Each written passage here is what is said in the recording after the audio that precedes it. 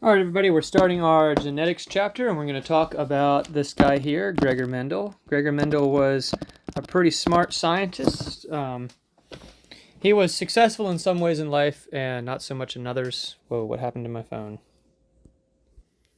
Go back. Okay.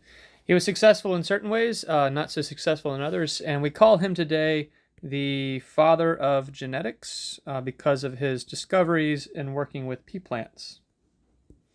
All right, a little bit about the guy.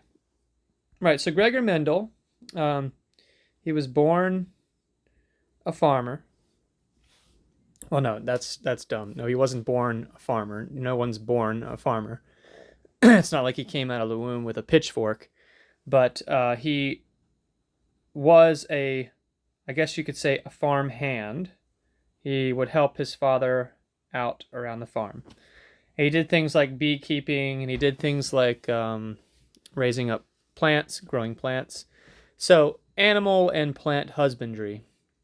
And while he was doing all that, he was fascinated by the process of breeding, and he later would experiment more on that. So anyway, he was like, "Dad, I'm tired of being a farmer. I don't want to be a dirty farmer. I want to go and be a scientist."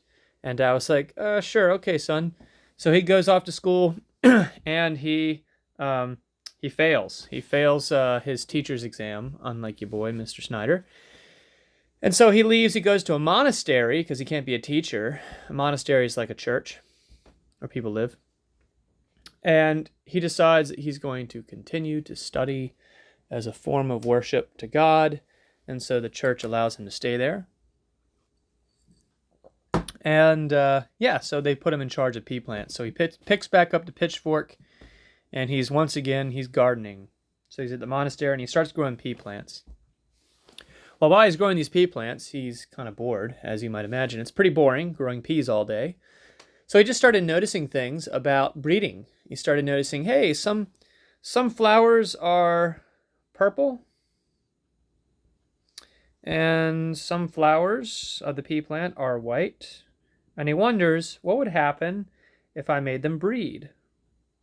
If I put an X, it means reproducing. Oops, dropped my pen. Right, so what happens? What's the result of this going to be? He also would look at things like the height of the pea plant. How tall does it grow? Like there's tall ones, there's short ones. What happens if you make those breed, right? What happens if you make a pea grow that's yellow, has yellow seeds versus green seeds, right? There's lots of traits that pea plants have.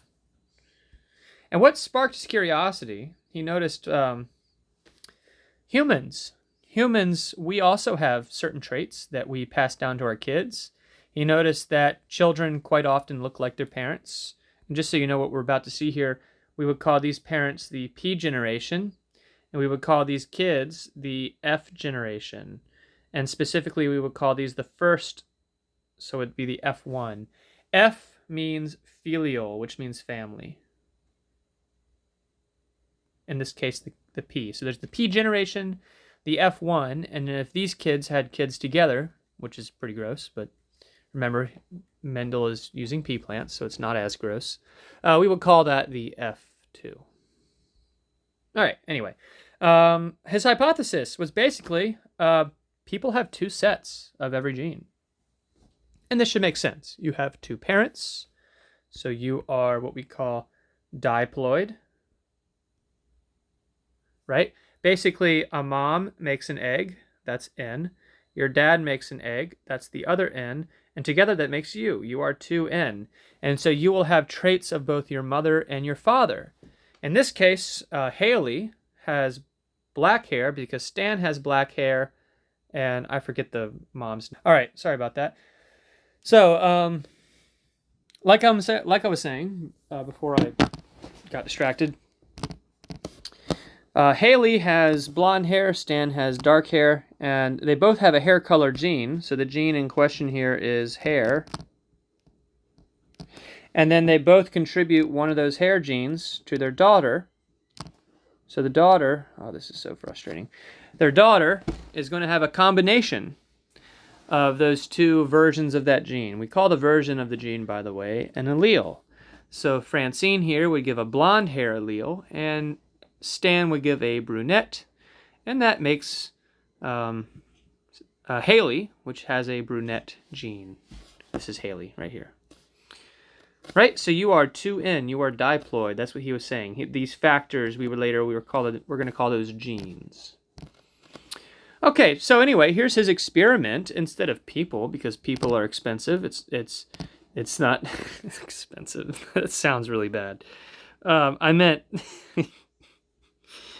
to have human participations, you'd have to feed them, you'd have to, pay them. That's what I mean, okay? And also, it's unethical. It's unethical to use people, like force them to have children and stuff. So anyway, he used pea plants because he was also required to grow them for his job. Anyway, so I'm going to put X here. That means they're having kids, right? So this is the pea generation. Now he's going to have actually 2 rounds of reproduction. So first he has the pea generation, and he's going to make from that what's called the F1. The F1 is going to look a certain way. We don't know what that is yet. That's what we're trying to figure out. And then we're actually going to force those two of those kids. Well, actually, it's self-fertilization, but same thing, basically. We're going to take those, and we're going to actually make an F2. And we're going to kind of wonder what is made out of that, right? So this is the question. If we have 2 generations coming off of these parents here, what do they all look like? He had 2 rounds of breeding. So the first thing to notice is there's a lot of traits about pea plants. The one that we're going to talk about is the flower color. So this one has purple flowers, and this one has white flowers. And so he wanted to figure out what's going to happen here. Okay? So to start with, he assumed that there were these things called factors. Factors. And he assumed there had to be 2 of these factors. We later call these genes. We say that there's a gene set from your mom and a gene set from your dad. And so we call an allele, that's just known as a version of a gene. A version of a gene is an allele. You have 2 for every gene because you have 2 parents, right? So for example, in this instance, we could call this the flower color gene, and we can use F to represent flower, right? And so we're going to say that there is a dominant gene, and we're going to say there's a recessive gene. Dominant means it's stronger, and recessive means it is weaker, right? So first of all, both of these plants have 2 sets of genes because they also had 2 parents. And so what he did is he made sure that they were very, very purebred. He just kept breeding the white flowers together, and he kept breeding the purple flowers together until he was sure that these genes, which he called factors, were the same. The 2 sets of genes had to be the same because the parents were both the same. So we're going to say that capital F is going to be purple flower color because it's probably the stronger gene, he noticed. And this one is the whiter color, and that's going to be the weaker gene. And so he assumed, because of all this pure breeding, that this parent had to have this, which is known as its genotype, and this had to have this, right? So we have 2 genotypes. What is a genotype? A genotype is your combination of your 2 alleles from your parents, right? So for example, if you have an eye color gene that determines your eyes, what color your eyes are, you can have 2 separate alleles for that, one from each parent. If they are the same allele, as is the case here, we would call this a homozygote. Homo meaning same, zygote referring to the zygote. This would be a homozygote, and that's homozygote recessive. Whereas this guy here, you can probably already guess, this would be homozygous. Oh, I'm running out of room here.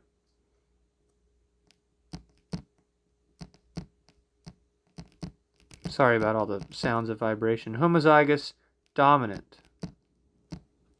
I'm going to abbreviate it DOM because I ran out of room. But yeah, homozygous dominant and homozygous recessive. Are you following me? Have you lost me? Let me recap if you've lost me. Basically, through pure breeding, he ensured this guy here had the homozygous recessive. This is called homozygous recessive.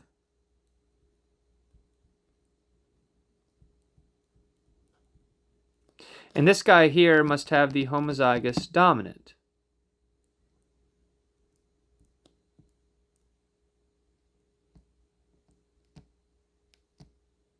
I'm going to run out of room.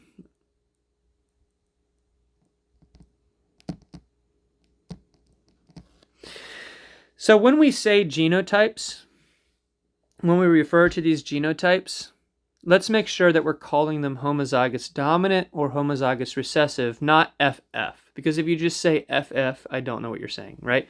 So to calculate what you could possibly get from crossing these guys, what we can do is a Punnett square. So maybe in middle school, you learned a little bit about what a Punnett square is. Maybe in middle school, you did some Punnett squares, but did you actually know what it represented? I'm going to try to teach you now what it represents. So you have two sides. You have the mother side and you have the father side. And it doesn't matter which side you put what. But we're going to put the father up top and we're going to put the mother on the side here. And what these parts here on the outside represents are sperm and egg. So this would be a sperm for the father, which in the case of plants is just pollen. And then these would be eggs for the mother.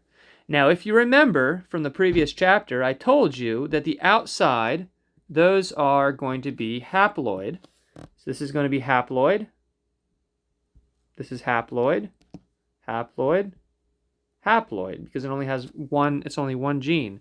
Whereas in the middle, these are all going to be diploid zygotes.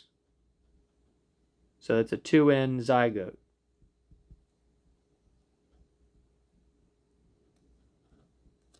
You get it, right? So anyway, let's figure out what the result is here. So we take one of the parents, and we're just going to say the purple one is dad, and we're going to put his stuff here. I'm going to make it purple for you. We're going to put his alleles right there. So there's two possible sperms there. And then we go over to the mom, and we're going to put the moms over here. And we're going to see what we can make as a combination. So the way this works, if you've never done it before, is you square them off. So you put one here. And it's conventional, meaning normal, for you to put the capital letters first always, if you can. And then we're going to take this guy here. Oops, what happened? Sorry about that. Take this guy here. And so there you go. We have our first genotype right there. Get rid of those little arrows. And there's one of our genotypes. We have a new genotype. This is one possible genotype that these kids could be. And notice here that they are different. They're not like these guys over here. So these guys are called homozygous, but these two alleles are different, if you noticed. And so guess what we call that? We call that hetero.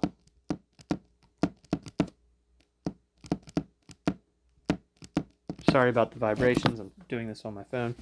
Let me try to fix that.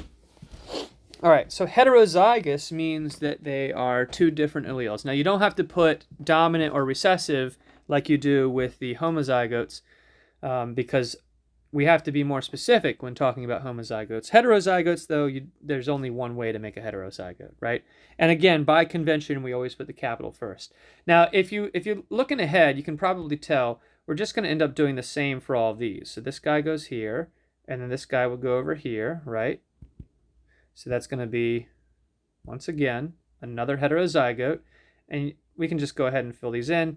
You probably already see that every time these two parents here reproduce, every time they have sex and reproduce through pollination, they're always going to have a heterozygote. There is literally no other way to do it. One important thing to realize here is that this doesn't mean if they have 4 kids, this will be their 4 kids. This is a calculation of probability. In this instance, 4 out of 4 times, meaning 100% of the time, you will have a heterozygote. Think of each of these sides as like a side of a die that you cast. Like if you're playing dice, you're making dice. This does not mean 4 kids will always have these 4 genotypes. It just means that this is the dice you create, and every time they reproduce, these are their chances. And so in this instance, on Gregor Mendel's parent cross, remember, this is the parent generation here.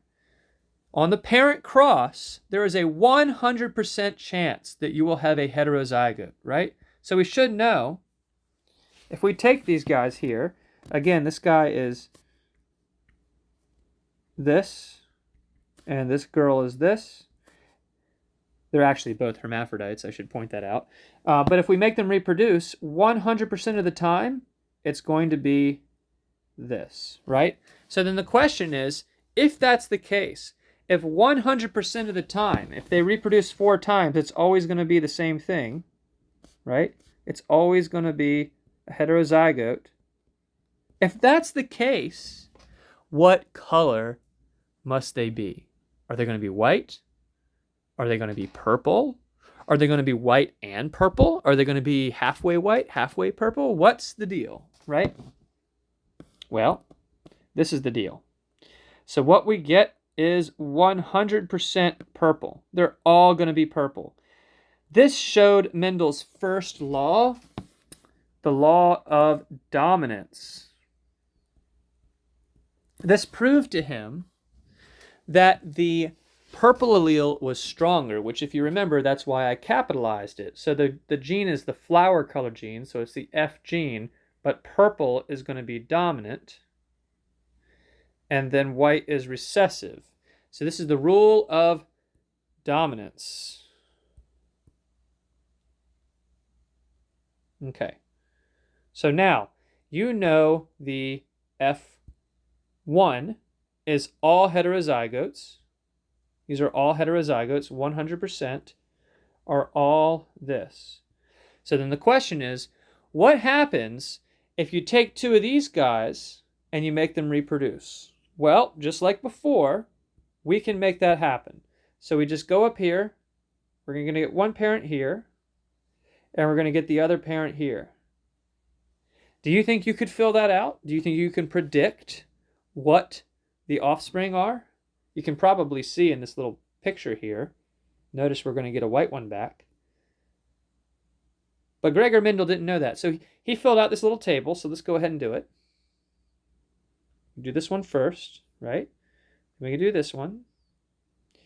And then if you're not knowing what I'm doing, let me do one of these for you. Take this guy down here, right? And this one goes here. And then this one goes here. And this one goes here.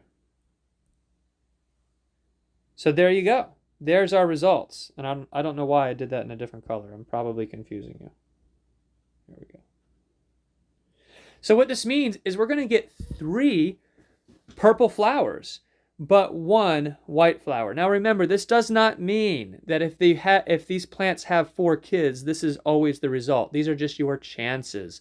So 1 out of 4 times, when these parents have kids, they're going to have a white flower color, which is what this one is here. The other flowers are all purple because they're either heterozygotes or they're homozygote dominant. And in both cases, this and this both give you purple. There's only one way to get a recessive allele, a recessive phenotype. Phenotype is physically what you see. There's only one way to get it, and that is this way. Oops.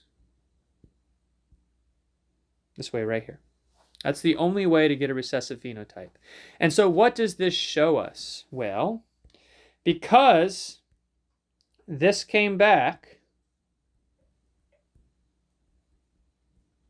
it showed Mendel that the white flower color was never gone. The gene was not deleted. You see, what he thought, there was 2 possibilities. When these parents had kids in the F1,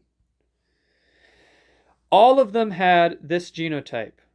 So his question was, okay, how does the rule of dominance work?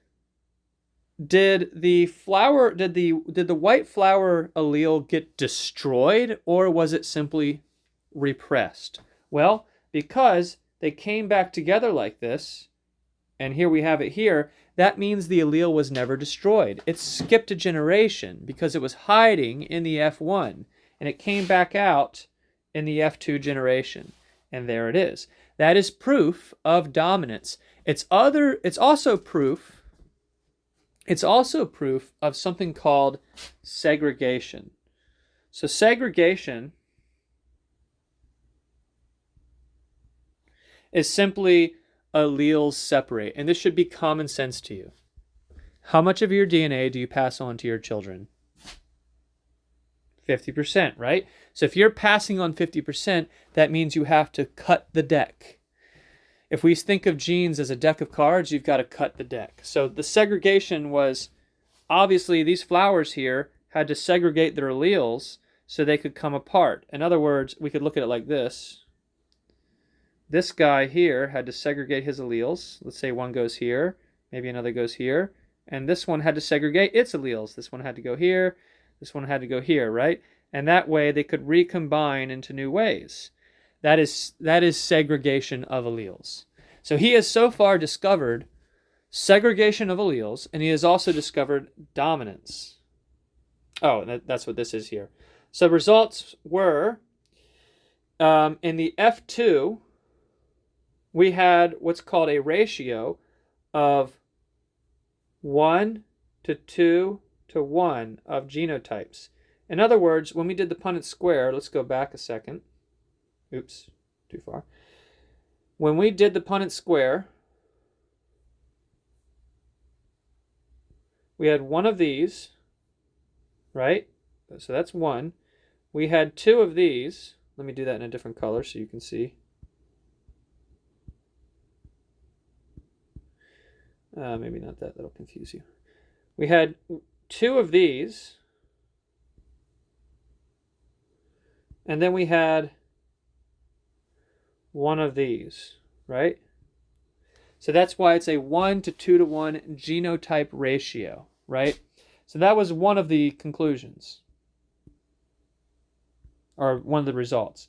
A 1 to 2 to 1 genotype ratio.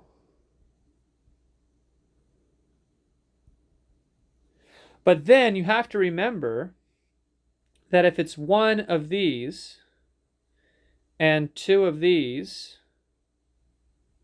and one of these in this generation here, then that means three of them look purple because homozygous dominant and heterozygous look the same. And so what that means is we have a, oops, that's going to be huge. Let's do that. It's going to be a 3 to 1 phenotype ratio.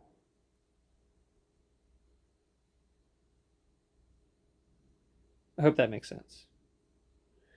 Phenotype is what you physically see. The flower is purple. That is a phenotype. These two make the same phenotype. That's why it's 3 to 1. 1, 2, 3. Right? I hope that makes sense. So the conclusions were dominance and segregation. Those are the two things he discovered. Sorry for my handwriting. Okay, what time do we got here? We might need to wait until the next lesson to get into this. There's another thing that he wanted to prove. He wanted to see if genes can be inherited independently of each other or if they are somehow linked, like a package deal. Like if you get PlayStation, do you always get God of War? Or maybe if you get Xbox, do you always get Call of Duty? Or if you get PC, do you always get Pac-Man? Package deals. He wanted to know if genes are package deals, or if you can inherit basically any combination of any genes possibly from your parent. Is that a real sentence? I don't know. But we'll find out in the next lecture.